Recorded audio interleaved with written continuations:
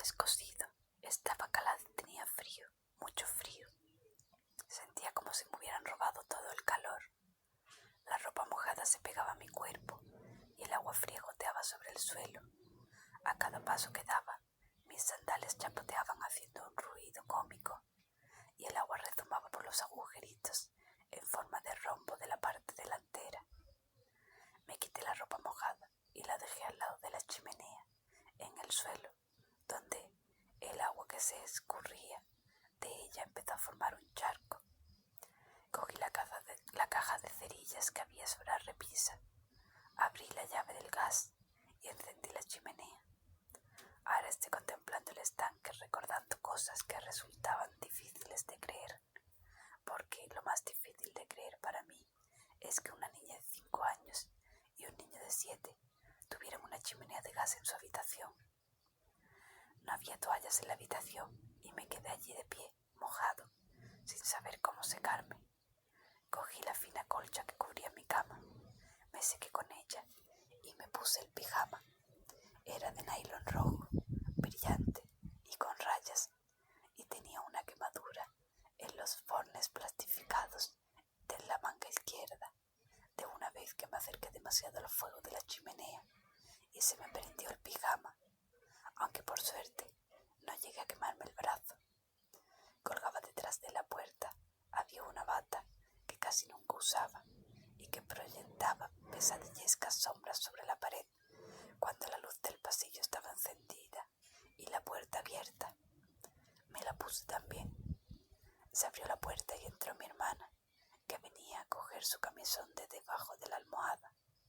Te has portado tan mal que ni siquiera me dejan estar contigo en la habitación. Esta noche voy a dormir en la habitación de papá y mamá. Y papá dice que puedo ver la televisión. Había un viejo televisor que casi nunca se encendía dentro de un mueble de madera en el rincón del dormitorio de mis padres. El asa vertical no era muy fiable y las imágenes en blanco y negro tendían a distorsionarse mucho. Las cabezas de la gente desaparecían por la zona inferior de la pantalla, mientras que sus pies descendían lentamente desde arriba. ¿Y a mí qué me importa?, le dije. Papá dice que le has destrozado la corbata y está empapado, dijo mi hermana en tono satisfecho. Úrsula se presentó en la puerta de la habitación.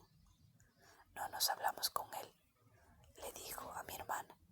No lo hablaremos hasta que se le permita volver a formar parte de la familia.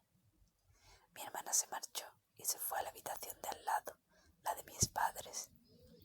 Tú no eres de mi familia, le dije a Úrsula. Cuando vuelva mamá, le contaré lo que ha hecho papá. Todavía tardará un par de horas en volver, replicó Úrsula. Nada de lo que puedas contarle te servirá para nada. Siempre respalda a tu padre en todo lo que hace, ¿verdad? Era cierto, siempre presentaban un único frente. No me provoques, dijo Úrsula. Tengo cosas que hacer aquí y tú no haces más que cruzarte en mi camino. La próxima vez será mucho peor. La próxima vez te encerraré en el desván. No tengo miedo, le dije. Le tenía miedo, mucho más miedo que a cualquier otra cosa. Hace calor aquí, me dijo sonriendo. Se acercó a la chimenea, cerró la llave del gas y cogió la caja de cerillas de la repisa. No eres más que una pulga, le dije. Dejó de sonreír, alargó la mano y cogió la llave que había sobre el dintel de la puerta. Lejos del alcance de los niños, salió de la habitación y cerró la puerta. Oí el ruido de la llave al girar y el clic de la cerradura. Oí el sonido de la televisión en la habitación de al lado. Oí cómo se cerraba la puerta del pasillo, dejando aquellos dos dormitorios aislados del resto de la casa, y sabía que Úrsula se iría al piso de abajo. Me fui hacia la puerta y miré por el ojo de la cerradura. Había leído en un libro que se podía recuperar la llave del otro lado pasando una hoja de papel por debajo de la puerta y metiendo un lápiz de ojo en el ojo de la cerradura para hacer que cayera en la hoja. De este modo podría escaparme. eché a llorar, todavía helado y húmedo. Lloré de rabia y de miedo. Lloré con tranquilidad de saber que nadie podía verme. Nadie podía chincharme por estar llorando, como sucedía en el colegio con los niños que cometían la imprudencia de rendirse a las lágrimas. Escuché el repiqueteo de la lluvia en el cristal de la ventana, pero ni siquiera eso me consoló. Lloré hasta quedarme sin lágrimas. Luego sollocé y pensé que Úrsula, monstruo de lona andrajosa, gusano y pulga, me atraparía enseguida si intentaba salir de allí. Lo sabía, pero Úrsula me había encerrado con llave. Seguramente no esperaría que me fugara ahora, y a lo mejor tenía suerte y la pillaba distraída. Abrí la ventana y afiné el oído. La lluvia caía suavemente como un susurro. Hacía frío y yo estaba helado. Mi hermana estaba en la habitación de al lado, viendo algo en la televisión. No podía oírme. Me fui hacia la puerta y apagué la luz. Crucé la habitación a oscuras y me metí en la cama. Estoy en la cama, pensé. Estoy en la cama pensando en lo enfadado que estoy. Me voy a quedar dormido enseguida. Estoy en la cama y sé que Úrsula ha ganado. Y si sube, verá que estoy en mi cama dormido. Estoy acostado y ya es hora de dormir. Se me cierran los ojos. Estoy profundamente dormido en mi cama. Me puse de pie en la cama y me encaramé a la ventana. Me quedé colgado un momento y luego me dejé caer, tratando de no hacer ruido en el suelo de la terraza. Esa era la parte más difícil. Mientras crecía, aprendí muchas cosas en los libros. Me enseñaron casi todo lo que sé sobre cómo se comporta la gente y cómo debo comportarme yo. Los libros fueron mis maestros y mis consejeros. En los libros, los niños se subían a los árboles, así que yo me subía a los árboles. A veces llegaba muy arriba, siempre temiendo caerme. En los libros, la gente entraba y salía de las casas, trepando por los bajantes de los canalones, así que yo también lo hacía. Por aquel entonces, los canalones eran de hierro y estaban fuertemente anclados a los muros, no como estos canalones de plástico que hay ahora. Nunca había bajado por la tubería en la oscuridad, ni lloviendo, pero sabía dónde estaban las abrazaderas para apoyar los pies. También sabía que el mayor riesgo que afrontaba no era la caída, una caída de 6 metros sobre un paterre mojado, sino el hecho de que ese canalón pasaba justo al lado de la ventana de la salita, en el piso de abajo, donde con toda seguridad estaría Úrsula y mi padre viendo la tele. Intenté dejar la mente en blanco. Pasé por encima del pretil de ladrillo de la terraza. Alargué la mano buscando la tubería, fría y resbaladiza a causa de la lluvia. Di una zancada hacia ella y apoyé el pie en la abrazadera de metal que anclaba la tubería al muro de ladrillo. Bajé muy despacio, imaginándome que era Batman, imaginándome que era uno de esos niños héroes de mis libros. Y entonces, recordando quién era realmente, imaginé que era una gota de lluvia en la pared, un ladrillo, un árbol. Estoy en mi cama, pensé. Yo no estaba allí, con la luz de la salita cuyas cortinas estaban abiertas, iluminando el espacio debajo de mí, reflejándose en las gotas de lluvia y haciendo que parecieran hilos brillantes. No me mires, pensé, no me mires por la ventana. Continué descendiendo muy despacio. Poco a poco, normalmente habría saltado directamente al alféizar de la ventana de la salita, pero dadas las circunstancias, era algo impensable. Con mucho cuidado, descendí algunos centímetros más, pegándome a la tubería para evitar la luz, y aterrorizado, eché una furtiva mirada al interior de la salita, esperando encontrarme con los rostros de Úrsula y mi padre mirándome. No había nadie. Las luces estaban encendidas y también la televisión, pero no había nadie sentado en el sofá y la puerta estaba abierta. Puse el pie en el alféizar de la ventana, rezando para que ninguno de los dos regresara en ese momento y me pillara. y a continuación salté al parterre desde el alféizar. La tierra mojada cedió bajo mis pies. Lo siguiente era echar a correr sin mirar atrás, pero vi luz en el salón, un lugar donde los niños nunca entrábamos. Las paredes del salón estaban forradas de madera de roble y se reservaba para ocasiones especiales. Las cortinas estaban echadas, eran de terciopelo verde, pero los visillos eran blancos y por los resquicios de las cortinas se filtraba una luz dorada y tenue. Me acerqué a la ventana. Las cortinas no estaban del todo cerradas. Podía ver en el interior de la habitación lo que tenía justo delante. Estaba muy seguro de lo que era lo que estaba viendo. Mi padre tenía a Úrsula arrinconada contra un lateral de la gran chimenea situada en el extremo opuesto de la habitación. Estaba de espaldas a mí, Úrsula también, y tenía las manos apoyadas en la repisa de la chimenea. Mi padre la abrazaba por detrás.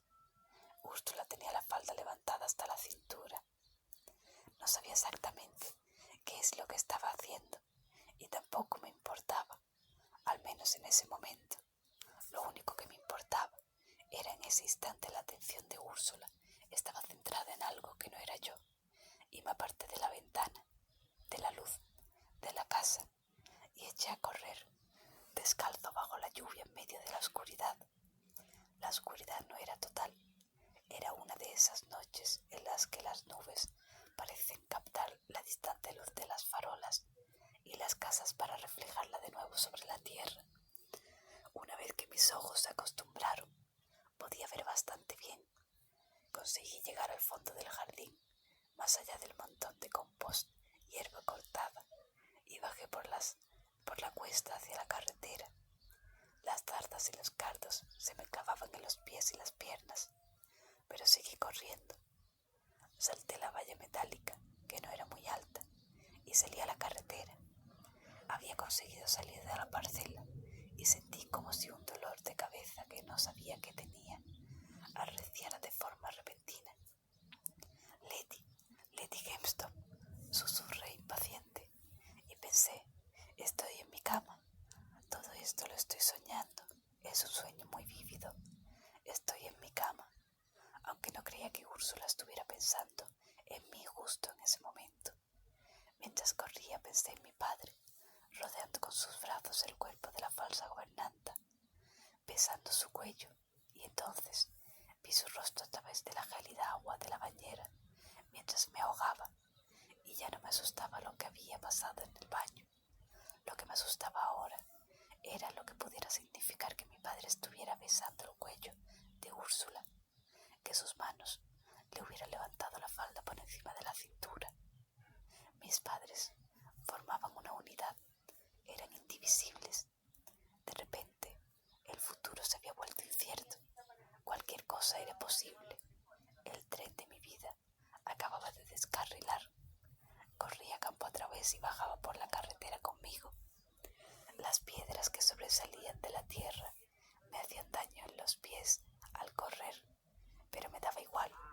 Estaba seguro de que en pocos minutos aquella cosa que decía ser Úrsula habría terminado con mi padre. A lo mejor subían juntos a ver si estaba en mi cama.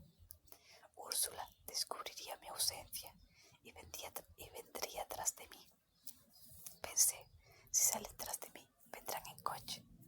Busqué un hueco en los setos que flanqueaban la carretera. Divisé una escalerita en una valla y la crucé. Y seguí corriendo campo a través, con el corazón latiendo como el más grande de los tambores que jamás haya asistido. Descalzo, con el pijama y la bata completamente empapados, de rodilla para abajo, seguía corriendo sin preocuparme por las foñigas. La hierba era más cómoda para mis pies que la arena de la carretera. Era más feliz y me sentía más real corriendo sobre la hierba. Un trueno estalló a mi espalda, aunque no había visto ningún relámpago. Salté una valla y mis pies se hundieron en el barro del campo recién arado. Lo crucé a trompicones, cayéndome de tanto en tanto, pero seguí adelante. Salté otra valla y pasé otro campo, este sin arar, y lo crucé sin apartarme mucho del seto, temeroso de quedarme demasiado al descubierto. Vi acercarse los faros de un coche por la carretera, una luz repentina y cegadora. Me quedé petrificado donde estaba. Cerré los ojos y me imaginé dormido en mi cama. El coche pasó de largo sin aminorar la velocidad y vi fugazmente las luces de atrás. Era una furgoneta blanca, como la de los Anders.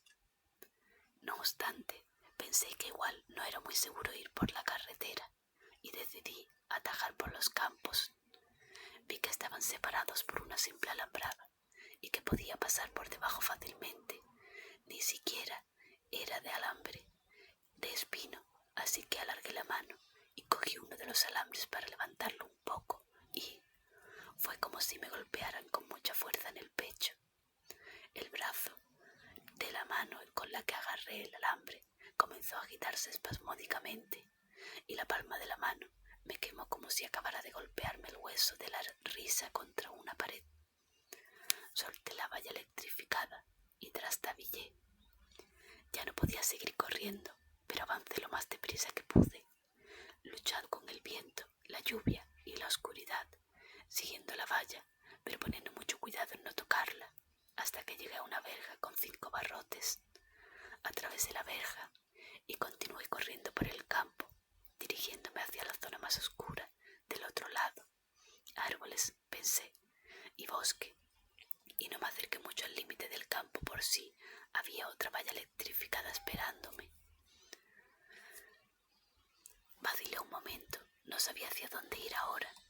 De pronto, un relámpago lo iluminó todo por un instante, pero un instante era cuanto yo necesitaba. Vi una escalera en una valla y corrí hacia ella. Salté la valla, aterricé en un lecho de ortigas. Supe que eran ortigas porque sentí el picor en mis tobillos desnudos y en los empeines, pero eché a correr y seguí corriendo como pude.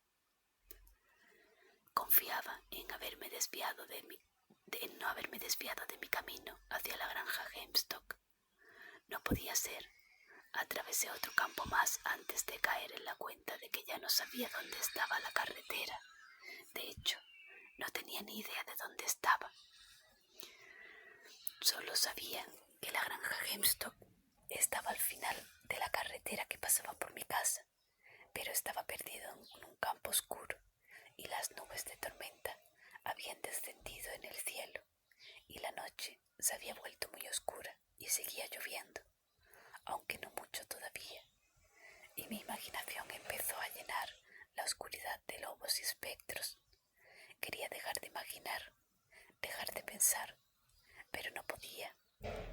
Y detrás de los lobos, los espectros y los árboles vivientes estaba Úrsula, diciéndome que la próxima vez que la desobedeciera, me encerraría en el desván. No era un niño valiente, estaba huyendo de todo y tenía frío y estaba empapado y perdido. Grité a voz en cuello: Lady Hemstock, hola. Pero no hubo respuesta, y la verdad es que tampoco la esperaba. El trueno gruñía y retumbaba en un rugido constante y monótono, como un león al que estuvieran haciendo enfadar, y los relámpagos fulguraban y parpadeaban como un fluorescente estropeado. Cuando el cielo se iluminó, pude ver que en el campo en el que estaba terminaba un ángulo con setos a ambos lados, y no había ningún hueco por el que atravesarlos. No vi ninguna puerta, ni ninguna otra escalerita como la que había utilizado para saltar la valla anterior en el extremo opuesto. Oí un crujido. Alcé la vista para mirar al cielo. Había visto cómo eran los rayos en las películas de la tele, una especie de tridente de luz entre las nubes, pero hasta ese momento yo no había visto con mis propios ojos más que relámpagos o una luz blanca como la del flash de una cámara, iluminándolo todo con una luz estroboscópica. Lo que vi en el cielo en ese momento no era eso, tampoco era un rayo. Venía y se iba. Era una luz blanca azulada con el cielo que se retorcía. se apagaba y luego se encendía, iluminando el prado. La lluvia caía con fuerza y me azotaba la cara en un segundo. Había pasado de lluvia fina a un aguacero. En pocos segundos empapó por completo mi pijama. Pero bajo aquella luz pude distinguir, o creí distinguir, un hueco en el seto que tenía a la derecha, y eché a andar hacia él. Ya no podía correr, lo más rápido que pude, confiado de que lo que no hubiera sido un espejismo. Mi bata mojada se agitaba con el viento y el ruido que hacía me aterrorizaba. No alcé la vista para mirar al cielo, no miré detrás de mí, pero pude ver el otro extremo del campo y efectivamente había un hueco en el seto. Casi había llegado ya cuando oí una voz. Creí haberte dicho que te quedaras en tu habitación y ahora te encuentro huyendo a hurtadillas como un marinero ahogado. Me volví, miré detrás de mí, pero no vi nada en absoluto. Allí no había nadie. Entonces miré hacia arriba. La cosa que se hacía llamar Úrsula estaba suspendida en el aire, unos 6 metros encima de mi cabeza, y los relámpagos se sucedían de forma interminable por todo el cielo detrás de ella. No es que estuviera volando, simplemente flotaba, ligera como un globo, aunque el viento no la arrastraba. El viento aullaba y me fustigaba la cara. El trueno retumbaba a lo lejos, seguido de los chisporroteos de otros truenos más pequeños, y Úrsula hablaba sin mover los labios, pero yo podía entender cada palabra con la misma claridad que si me las estuviera susurrando al oído. «Oh, tesorito mío, te has metido en un buen lío». Sonreía, y su sonrisa era la más inmensa y luminosa que había visto en mi vida en el rostro de un ser humano, pero no era una sonrisa franca. Llevaba huyendo de ella, ¿cuánto? ¿Media hora? ¿Una hora? En ese momento deseé haber seguido por la carretera en lugar de huir campo a través. A estas alturas habría llegado a la granja Hempstock, pero ahora estaba perdido y atrapado. Úrsula descendió. Su blusa rosa estaba abierta y desabrochada. Llevaba un sostén blanco. Su falda gris se agitaba con el viento, dejando al descubierto sus pantorrillas. No parecía que estuviera mojada pese a la tormenta. Su ropa, su cara y su cabello estaban perfectamente secos. Flotaba por encima de mí y alargó las manos. Los relámpagos que estallaban en su alrededor le daban a su imagen un aspecto estroboscópico. Sus dedos se abrían como flores en una película acelerada, y yo sabía que estaba jugando conmigo. Sabía lo que ella quería que hiciera, y me odié por no ser capaz de resistirme. Pero hice lo que ella esperaba de mí. Corrí. Estaba jugando conmigo del mismo modo que en que Monster, que el gato grande de color jengibre jugaba con los ratones. Me dejaba correr para luego echarse encima la zarpa. Pero el ratón seguía corriendo a pesar de todo, y yo tenía elección, así que corrí también. Corrí hacia el hueco que había en el seto, tan deprisa como pude, tropezándome, haciéndome daño y empapado. Escuchaba su voz en mis oídos mientras corría. «No te dije que te encerraría en el desván. Es lo que voy a hacer. Ahora tu padre está de mi lado. Hará lo que yo le diga. Puede que, a partir de ahora, suba todas las noches a sacarte del desván. Te hará bajar por las escaleras y cada noche te meterá en la bañera. Te sumergirá en el agua helada. Dejaré que lo haga todas las noches hasta que me canse. Y entonces le diré que no te saque del agua, que te ahogue hasta que dejes de moverte, hasta que tus pulmones no quede más agua y oscuridad. Haré que te dejen dentro del agua helada y nunca más volverás a moverte. Y cada noche besaré a tu padre, y lo besaré, y lo besaré». Logré atravesar el seto y corrí por la suave hierba. Oí el chisporreteo del rayo y un olor metálico y extrañamente penetrante.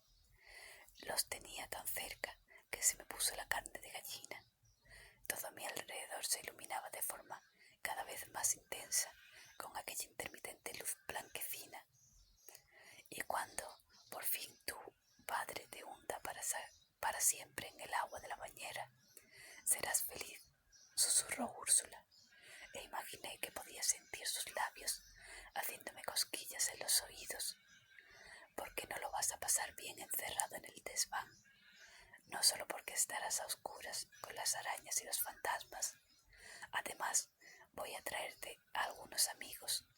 No se pueden ver a la luz del día, pero estarán contigo en el desván y no serán una buena compañía para ti. A mis amigos no les gustan los niños. Fingirán que son arañas del tamaño de un perro, trapos viejos sin nadie detrás que tirarán de ti y no te soltarán jamás. Vivirán dentro de tu cabeza y cuando estés en el desván no tendrás libros ni cuentos nunca más. No era cosa de mi imaginación. Sus labios me hacían cosquillas en los oídos. Flotaba en el aire a mi lado, de modo que su cabeza estaba junto a la mía, y cuando me pilló mirándola, sonrió con aquella sonrisa falsa, y ya no pude seguir corriendo. Apenas podía moverme. Me dolía el costado, estaba sin aliento y estaba acabado. Mis piernas cedieron bajo mi peso y caí al suelo, y esta vez no me levanté. Sentí calor en las piernas y al mirar hacia abajo vi un chorrito amarillo que salía de la parte delantera de mis pantalones. Tenía 7 años, ya no era un niño pequeño, pero me estaba haciendo pis encima de puro miedo, como un bebé, y no había nada que pudiera hacer al respecto, mientras Úrsula continuaba flotando en el aire a escasos metros de mí y me observaba con aire distante. La caza había terminado. Úrsula se enderezó en el aire, a casi 1 metro del suelo. Yo estaba tumbado debajo de espaldas, sobre la hierba mojada. Comenzó a descender lenta, pero inexorablemente, como la imagen de un televisor estropeado. Algo tocó mi mano izquierda, algo suave. Me olisqueó la mano y lo miré, temiendo que fuera una araña del tamaño de un perro. A la luz de los rayos había alrededor de Úrsula. Vi una mancha oscura junto a mi mano, una mancha oscura con un lunar blanco sobre una de sus orejas. Cogí la gatita en la mano, la acerqué a mi corazón y la acaricié. No pienso irme contigo, no puedes obligarme. Me senté porque sentado me sentía menos vulnerable y la gatita se acomodó en mi mano. Tesorito mío, dijo Úrsula. Sus pies tocaban la tierra. Estaba iluminada por sus propios rayos, como si fuera un retrato de una mujer en tonos grises, verdes y azules, y no una mujer de verdad. No eres más que un niño pequeño. Yo soy mayor. Ya era una adulta cuando tu mundo no era más que una bola de roca fundida. Puedo hacer lo que quiera contigo. Venga, levántate, te voy a llevar a casa. La gatita, que se había acurrucado contra mi pecho, emitió un sonido agudo, no un maullido. Aparté la vista de Úrsula y me volví para mirar hacia atrás. La niña que caminaba a nuestro encuentro, atravesando el campo, llevaba un impermeable rojo y brillante, con capucha y unas botas de goma negras que parecían demasiado grandes para ella. Salió de la oscuridad sin temor. Miró a Úrsula. «Lárgate de mis tierras», dijo Leti. Úrsula dio un paso atrás al tiempo que se elevaba en el cielo y se quedó flotando sobre nuestras cabezas. Leti alargó una mano hacia mí sin mirar y me cogió la mano entrelazando sus dedos con los míos. «Ni siquiera tengo un pie en tus tierras», dijo Úrsula. «Lárgate, niña». «Estás en mis tierras», dijo Leti Hemstock. Úrsula sonrió y los rayos formaron una corona a su alrededor. Era la encarnación misma del poder, flotando, erguida en la electrificada atmósfera. Era la tormenta, el rayo, el mundo adulto con todo su poder, todos sus secretos y toda la estúpida crueldad. Me guiñó un ojo. Yo era un niño de 7 años. Tenía los pies llenos de rasguños y de sangre. Me acababa de hacer pis encima, y aquella cosa que flotaba por encima de mí era inmensa y codiciosa, y quería encerrarme en el desván, y cuando se cansara de mí, haría que mi padre me matara. Sentí la mano de Leti en la mía. Me infundó coraje, pero Leti no era más que una niña.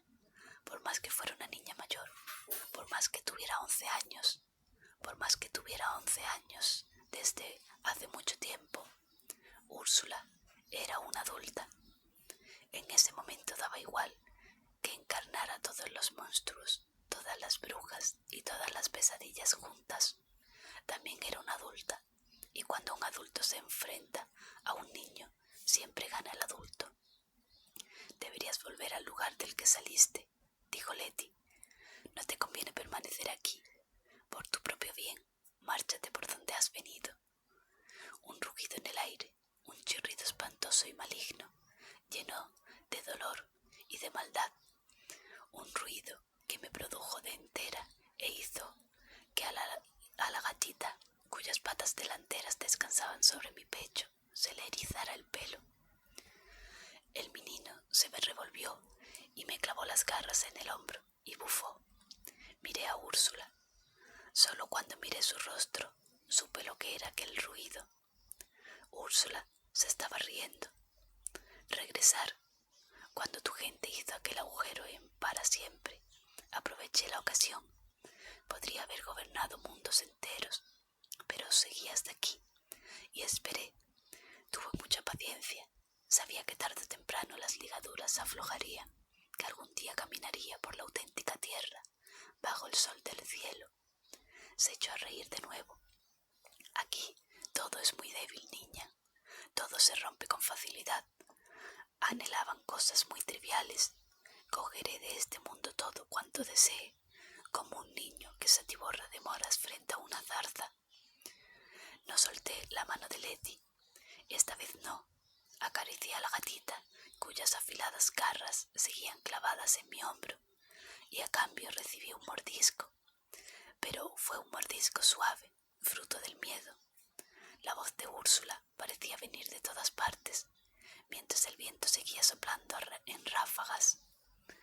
«Me habéis mantenido apartada durante mucho tiempo, pero luego me trajisteis una puerta, y yo la usé para salir de mi celda. ¿Y qué puedo hacer ahora que estoy fuera?» Letty no parecía enfadada. Se quedó reflexionando un momento, y luego dijo: «Podría fabricarte otra puerta, o mejor aún, podría hacer que la abuela te hiciera cruzar el océano y te mandara de vuelta al lugar de donde viniste». Úrsula escupió en el suelo y una minúscula bola de fuego chisporroteó sobre el lugar donde había caído el escupitajo. «Dame al niño», fue todo cuanto dijo. «Me pertenece. Vine hasta aquí dentro de él. Es mío». «Nada de lo que hay aquí te pertenece», dijo Letty, enfurecida. «Y mucho menos él». Letty me ayudó a ponerme en pie. Se colocó detrás de mí y me rodeó con sus brazos. Éramos solo dos niños en mitad del campo en plena noche. Letty me sostenía. Yo sostenía a la gatita, mientras por encima de nosotros y desde todas partes una voz decía: «¿Y qué vas a hacer? ¿Llevártelo a tu casa? Este mundo se rige por normas, niña. Él me pertenece, él pertenece a sus padres. Llévatelo y sus padres irán a buscarlo para llevárselo de vuelta a casa. Y sus padres me pertenecen». «Me tienes harta ya», dijo Letty. «Has tenido tu oportunidad. Estás en mis tierras. Lárgate». Según pronunciaba aquellas palabras, noté en mi piel la misma sensación que cuando frotaba un globo contra el jersey, y a continuación me tocaba la cara y el pelo. El vello erizado y un cosquilleo. Tenía el pelo empapado, pero aún así tenía la sensación de que se me había puesto de punta. Letty me sujetaba con fuerza.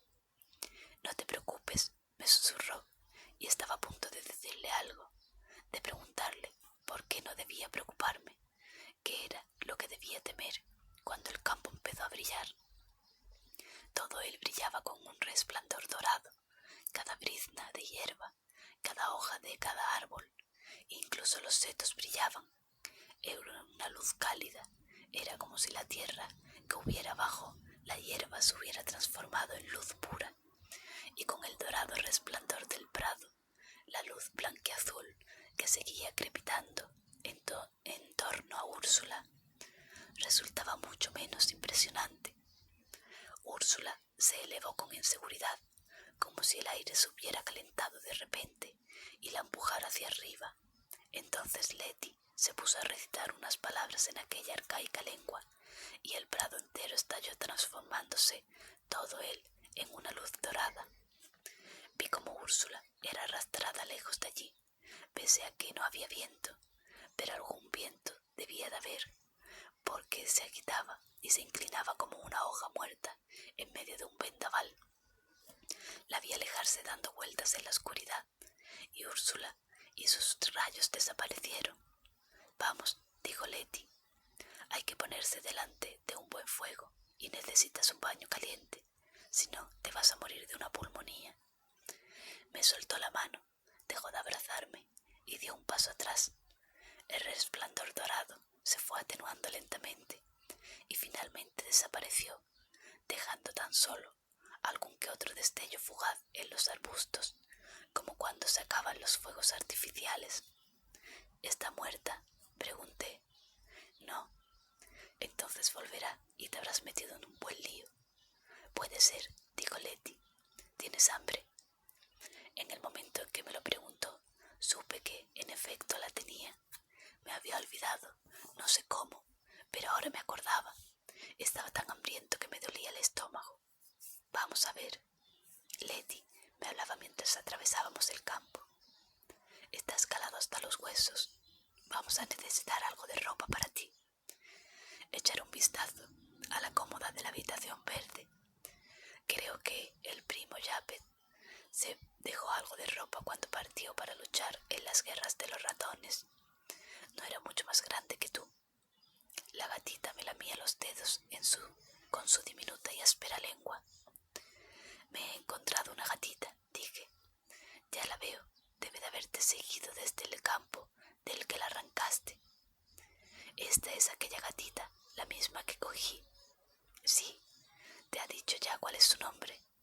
«No, hacen eso a veces, si escuchas con atención».